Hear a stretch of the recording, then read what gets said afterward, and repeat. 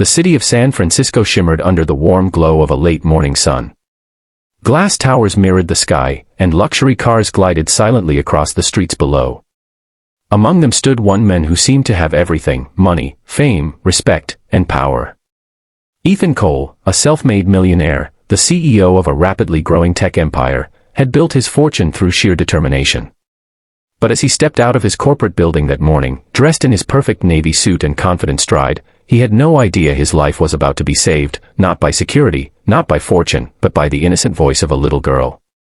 Before we go further, if you believe in kindness, second chances, and miracles that appear in the most unexpected ways, please take a second to like this video, share it with your friends, and subscribe to Kindness Thread, because stories like this remind us that even a small act of goodness can change everything. The morning had begun like any other for Ethan. Meetings stacked back to back, investors to impress, deadlines to meet. He had no time for distractions. He lived behind walls of glass, both literally and emotionally, where empathy had little space in his perfectly measured world. His employees feared him, competitors envied him, and he had long stopped listening to anyone but himself. Yet destiny has its way of humbling even the most powerful hearts. Just outside his building, across the courtyard, sat a small food cart run by a woman named May.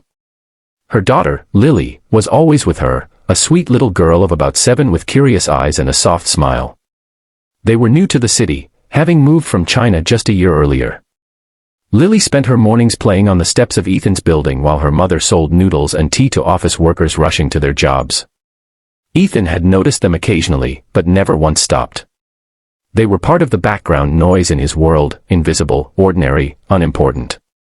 That day, however, something felt slightly off. The air was thick with tension, and the usual chatter of guards near the entrance sounded quieter, heavier. Lily sat nearby, playing with her doll, when her attention caught something unusual. 3 of Ethan's security guards, men she often saw standing tall and silent, were huddled near the luxury black sedan waiting by the curb. They were whispering to each other in Chinese. To most, it would have sounded like a normal conversation. But to Lily, who understood every word, it was terrifying. She heard one of them mutter, "Make sure he gets in. The timer will go off once the door closes." Her small hands froze. Another voice said, "It looks like an accident. Nobody will suspect us." Lily's heart began to race. She didn't fully understand the meaning of all their words, but she knew one thing: something bad was about to happen. And the man they were talking about was the one she had seen walk past every morning, the tall man in the blue suit. Her instincts screamed at her to run to her mother, but May was busy serving a customer. Without thinking twice, Lily stood up and ran toward the millionaire just as he was walking out of the building. Ethan barely noticed the tiny figure sprinting across the courtyard until she stopped right in front of him, breathing hard, eyes wide with fear. For a brief moment, Ethan was annoyed. "Careful, little one," he almost said, but the words caught in his throat when he saw her trembling. Lily looked up at him, her voice shaking as she said, "Don't get in your car." The simplicity of her words, the raw terror in her tone, made him pause. He frowned, confused. Behind her, the guards exchanged quick glances.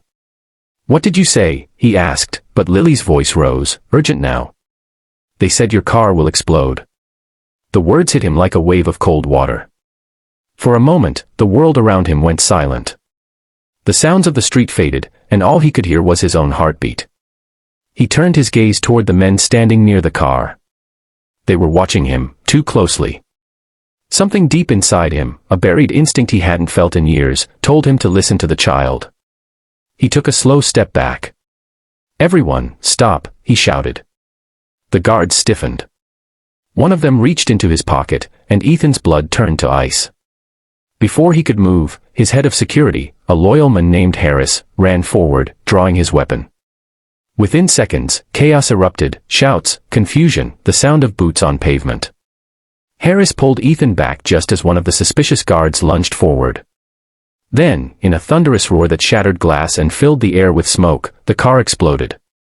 The shockwave knocked everyone to the ground. People screamed. Fire alarms blared. The scene turned into chaos. Amid the smoke and panic, Ethan found himself covering the small girl with his own body, shielding her from the debris. When the flames settled, the truth became clear: the guards weren't guards at all. They were imposters, hired by a rival company to eliminate him. If not for that one little girl, Ethan Cole would have been gone in seconds. In the hours that followed, the police arrived, arrests were made, and news outlets swarmed the area. But Ethan barely noticed any of it. He sat on the curb, his expensive suit torn, his hands trembling, and beside him sat Lily, her small fingers clutching his sleeve as if afraid he might disappear. When he looked into her eyes, something inside him broke open. Years of pride, loneliness, and cold success melted away, replaced by a deep, overwhelming gratitude. Later that day, when the reporters had left and the smoke had cleared, Ethan went to May's cart. He stood awkwardly for a moment before speaking.